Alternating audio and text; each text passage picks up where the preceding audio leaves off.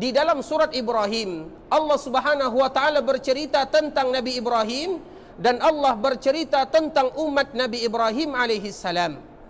Dan kita juga tahu bahwa umat Nabi Ibrahim alaihi salam tidak banyak yang beriman kepada Nabi Ibrahim alaihi salam, hanya sedikit saja. Nabi Ibrahim berdakwah siang dan malam, namun tidak ada umatnya yang beriman kepada Nabi Ibrahim, sedikit saja. Kita lihat bagaimana Nabi Ibrahim berdakwah. Yang beriman kepada Nabi Ibrahim hanya 2 saja. Siapa mereka?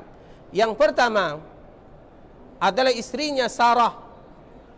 Yang kedua adalah anak pamannya, dan ada yang menyebutkan anak bibinya yang bernama Nabi Lut alaihi salam. Hanya saja Nabi Lut ini juga seorang nabi yang dia juga mempunyai visi dan misi berdakwah kepada umatnya, yang mana Allah menceritakan di dalam surat Hud. Intinya ikhwatal Islam, ketika Rasulullah SAW membaca surat Ibrahim, maka Rasulullah SAW menangis sejadi-jadinya. Rasulullah SAW teringat kepada umat Nabi Ibrahim, bagaimana Nabi Ibrahim berdakwah dan bagaimana umatnya tidak mau menerima dakwah Nabi Ibrahim. Sehingga Rasulullah SAW menangis ketika membaca ayat tersebut, karena Rasulullah SAW tidak ingin umatnya sama dengan umat Nabi Ibrahim. Rasulullah menginginkan bagaimana supaya umatnya menerima dakwahnya, karena di antara tujuan Nabi SAW berdakwah siang dan malam, bagaimana supaya umat Nabi SAW adalah umat yang terbanyak mengisi surga Allah Azza wa Jal. Itu yang diinginkan oleh baginda Rasulullah SAW. Kemudian juga Nabi kita yang mulia membaca surat yang lain.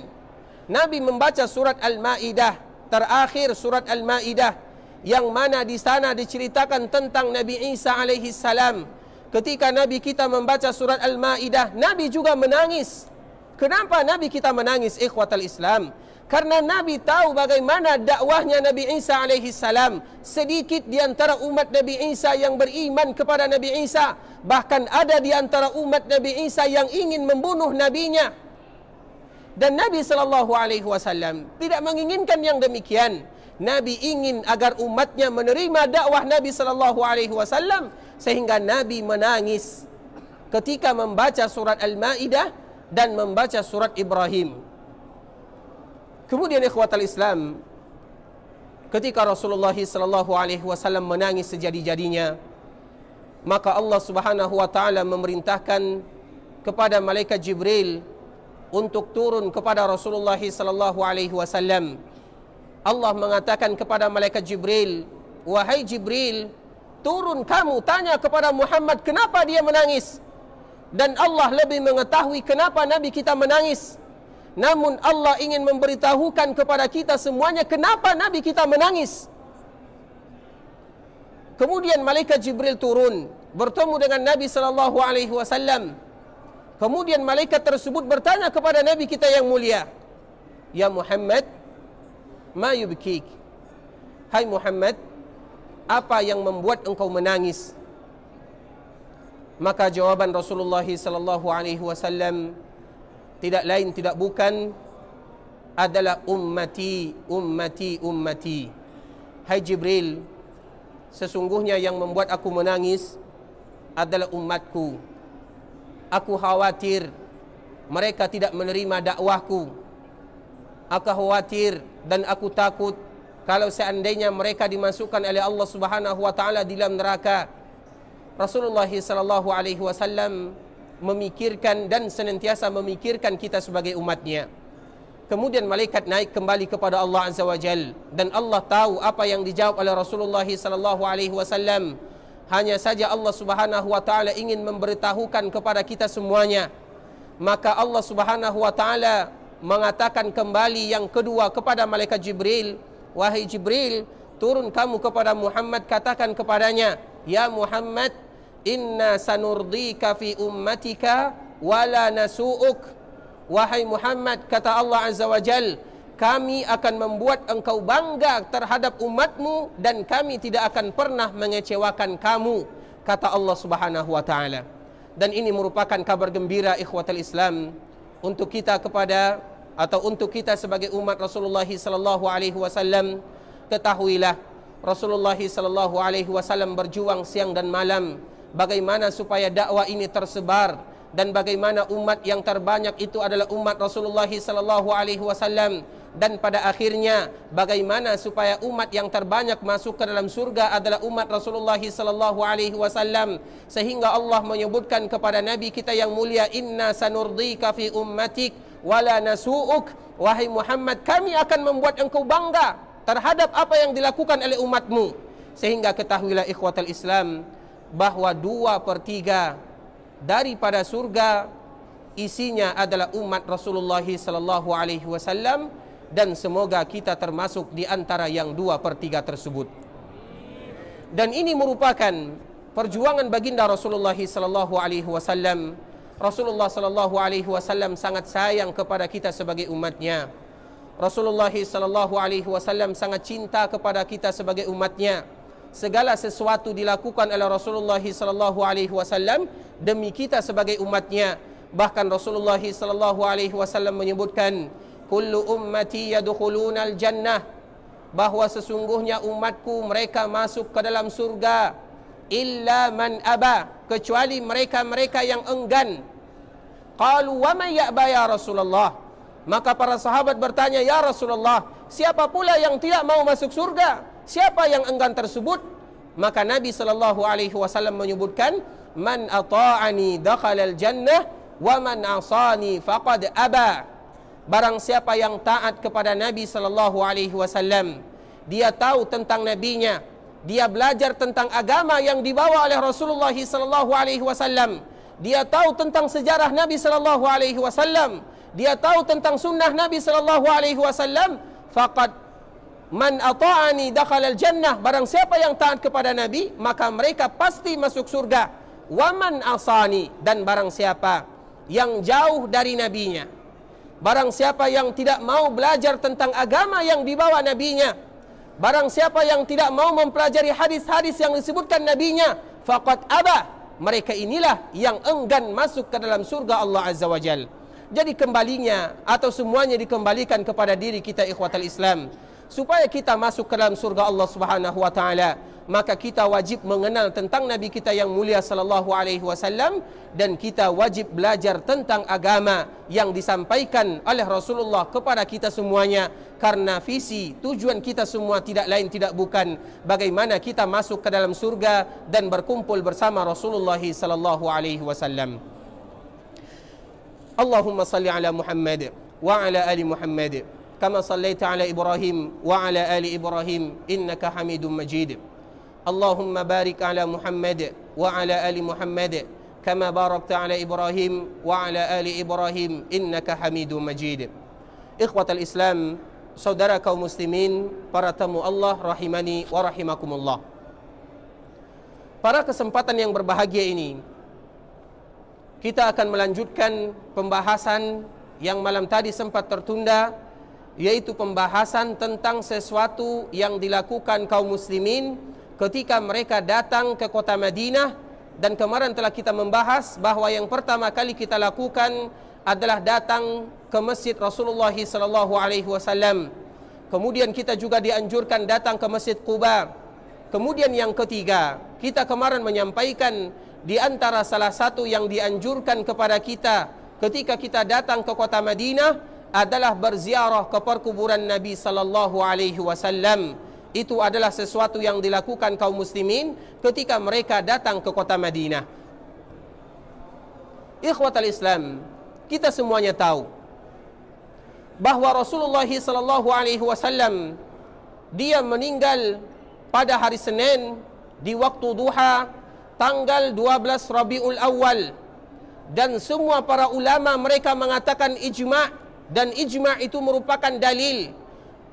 Imam Ibnu Hajar Al-Asqalani mengatakan ijma' kaum muslimin ijma' bahwasanya Nabi kita yang mulia sallallahu alaihi wasallam meninggal pada hari Senin di waktu duha pada tanggal 12 Rabiul Awal.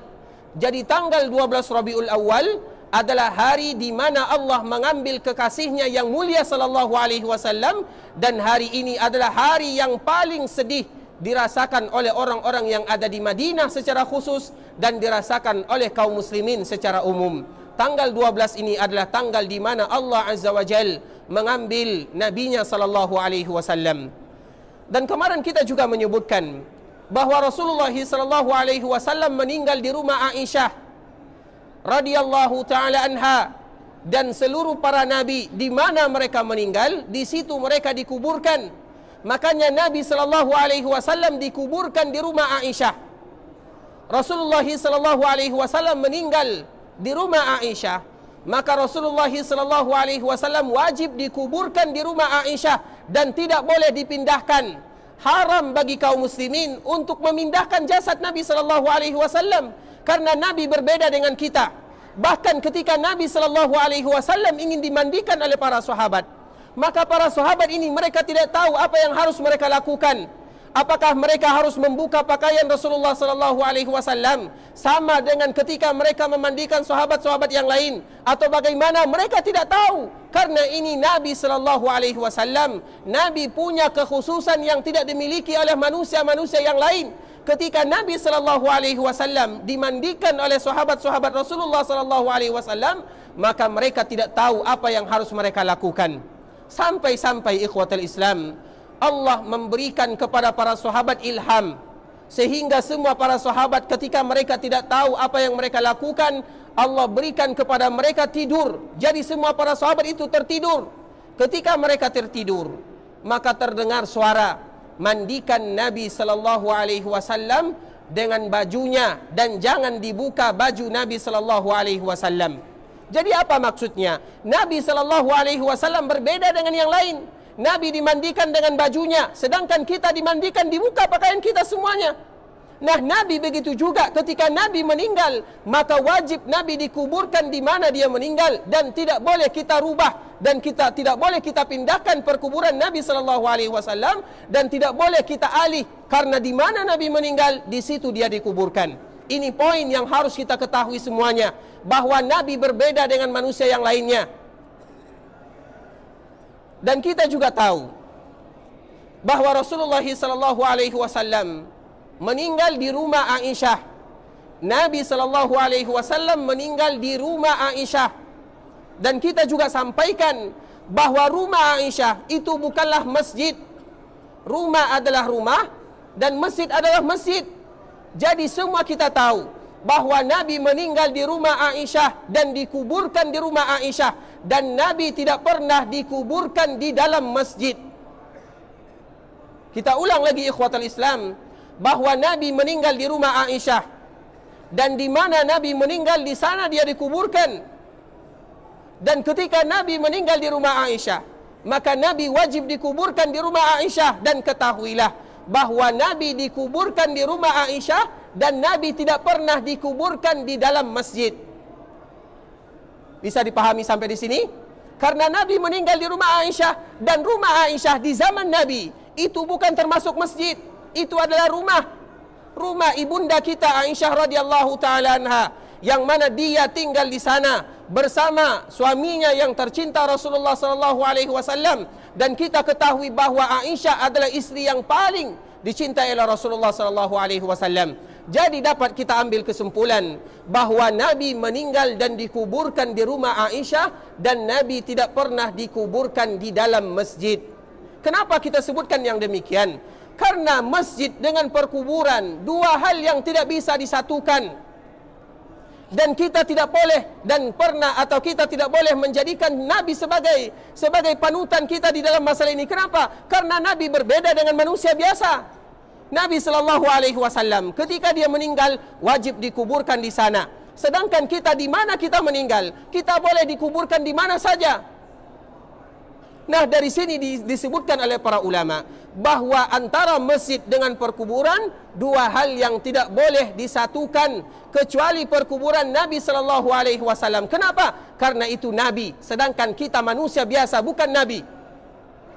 Sehingga ikhwatul Islam rahimani wa rahimakumullah, dan kita juga tahu ketika terjadi perluasan Masjidil Haram atau masjid yang ada di kota Madinah, kemudian pada akhirnya pada tahun 77 atau tahun 88 Hijriah dimasukkan perkuburan Rasulullah SAW ke dalam bahagian Masjid Nabawi. Dan kita ketahui ada dua hal yang harus kita ketahui.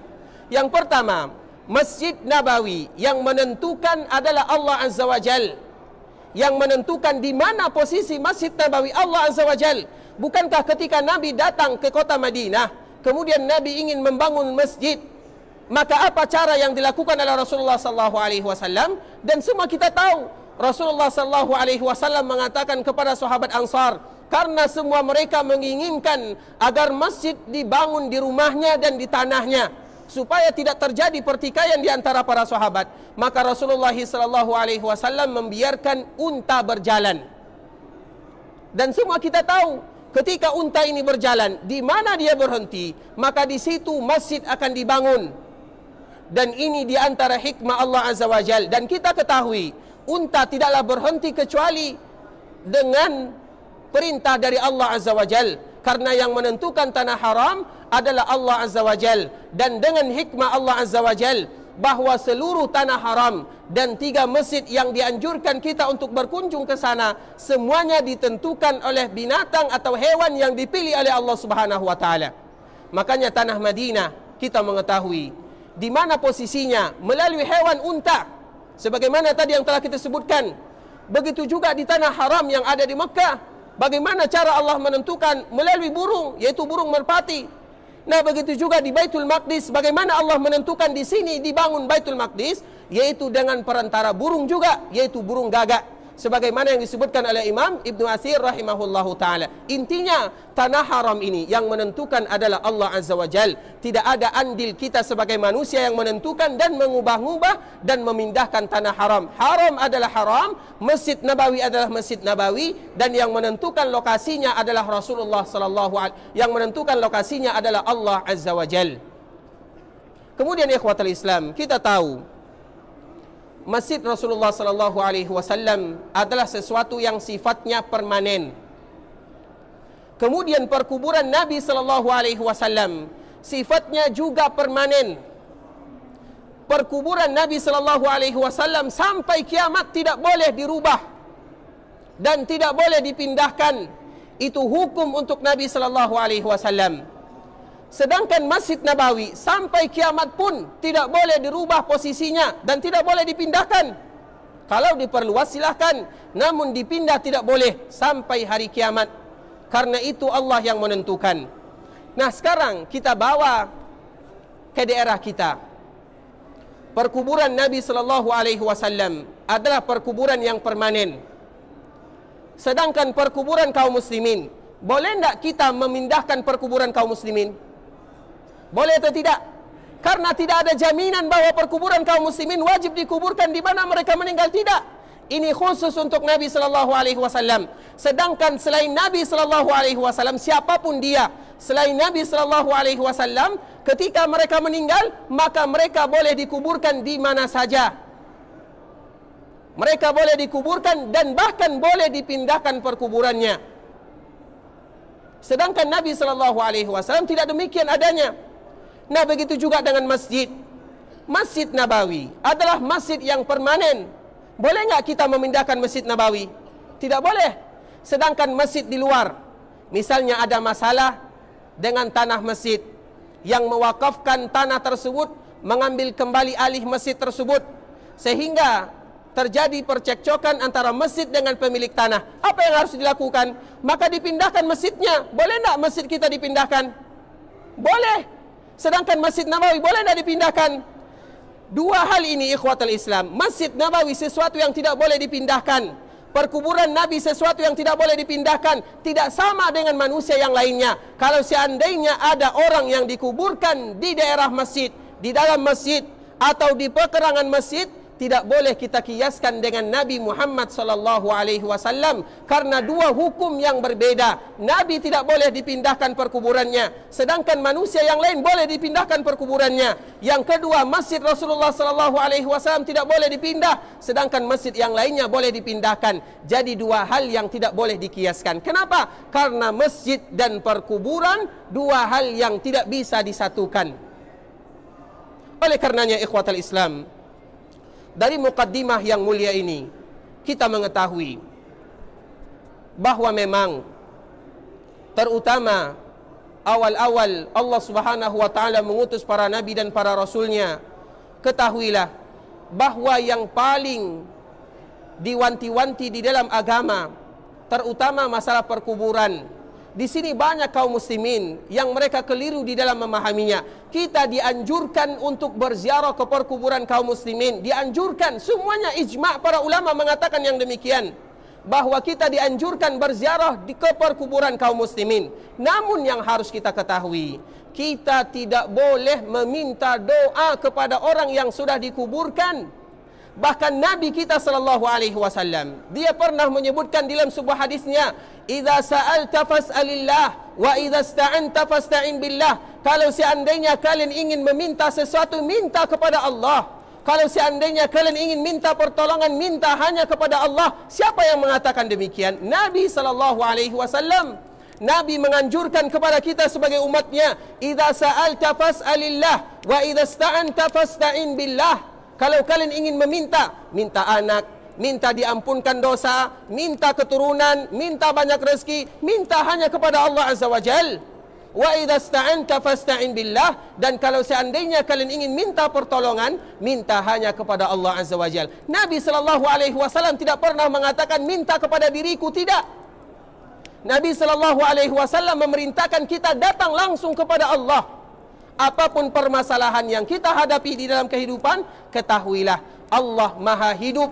Makanya ini sebuah momen yang terindah yang kita ketahui, ikhwatal Islam. Ketika Rasulullah SAW meninggal, maka tidak satu pun sahabat yang percaya, karena mereka selama ini bersama Nabi yang mulia SAW. Dan kalau seandainya Nabi meninggal, maka wahyu terputus.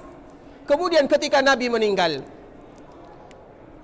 sebagaimana tadi yang telah kita sebutkan, pada tanggal 12 Rabiul Awal, hari Senin di waktu duha, maka semua para sahabat merasa kaku. Sahabat tidak berani berbicara, tidak berani berbicara. Lidah mereka tidak bisa mengeluarkan kata-kata. Kaki mereka tidak bisa melangkah. Tangan mereka tidak bisa diayunkan. Sebagaimana yang disebutkan oleh Anas bin Malik, hari yang paling gelap kami rasakan adalah ketika Nabi SAW dipanggil oleh Allah Azza wa Jal, yaitu pada hari Senin tanggal 12 Rabiul Awal. Hari itu adalah hari kota Madinah ini merasa gelap karena meninggal manusia yang termulia, Rasulullah SAW.